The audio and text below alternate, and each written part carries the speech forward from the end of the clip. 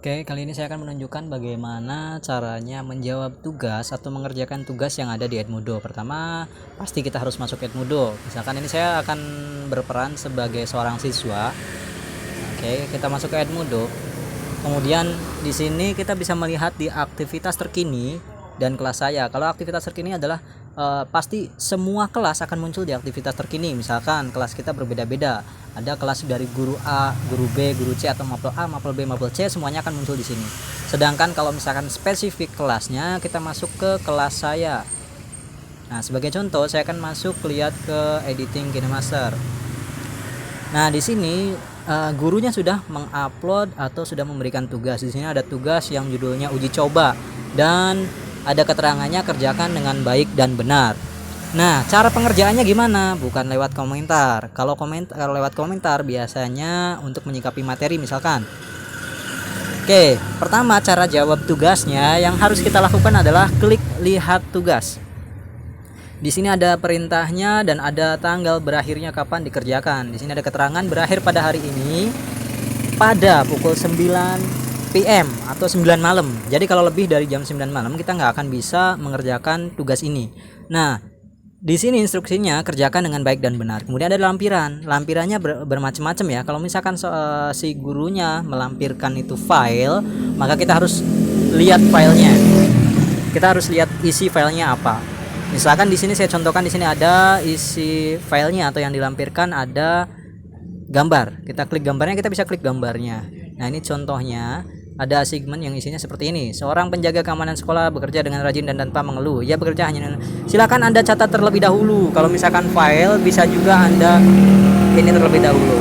Kalau instruksinya tidak dijelaskan oleh guru, mau dijawab via tulisan yang dipoto kemudian diupload atau apapun, kalian bisa, terserah kalian inisiatif sendiri, bisa lewat tulisan, bisa lewat, nanti ada caranya di sini kalau misalkan kita mau langsung tanpa menulis.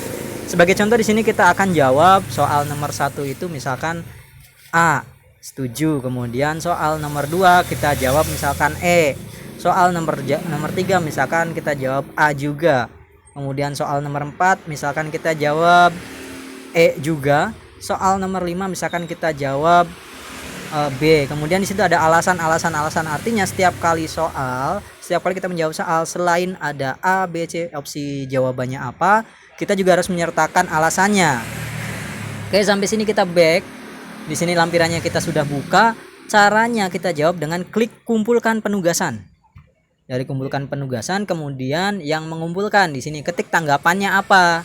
Nah, kita ketik di sini misalkan tadi nomor 1 kita jawab 1A. Alasannya misal ini misal hanya sekedar contoh, alasannya karena A yang pertama misal. Kemudian nomor 2 tadi kita jawab E.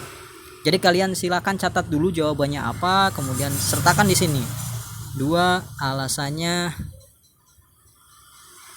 karena E setelah D misal.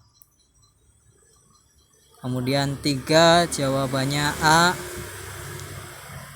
alasannya karena A selalu yang pertama. Ini hanya contoh. Kemudian nomor 4 jawabannya tadi saya memilih E, alasannya karena sebelum F adalah huruf E. Kemudian nomor 5 jawabannya B misalkan, alasannya karena kamu yang pertama, jadi B kedua. Nah, sampai dengan seperti ini yang mengumpulkan instruksi komentarnya apa di sini, misalkan mau tambahkan komentar. Yang mengumpulkan ini nama boleh di sini. Kalau misalkan kita pilih nama, oke, ini kita potong, kita pindahkan ke komentar. Yang berapa? 1 hari 9.000.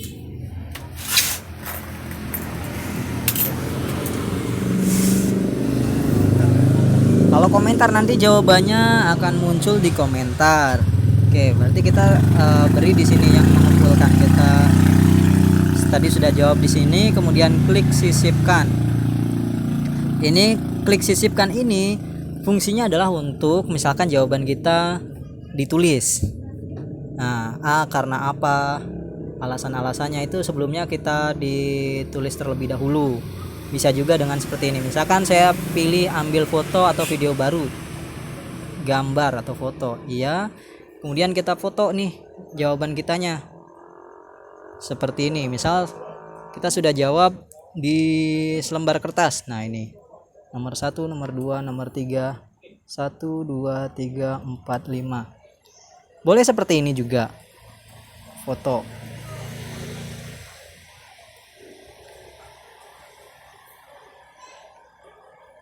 Sorry, fotonya error ini saya. Oke, sisipkan, ambil foto, gambar, kemudian kita foto.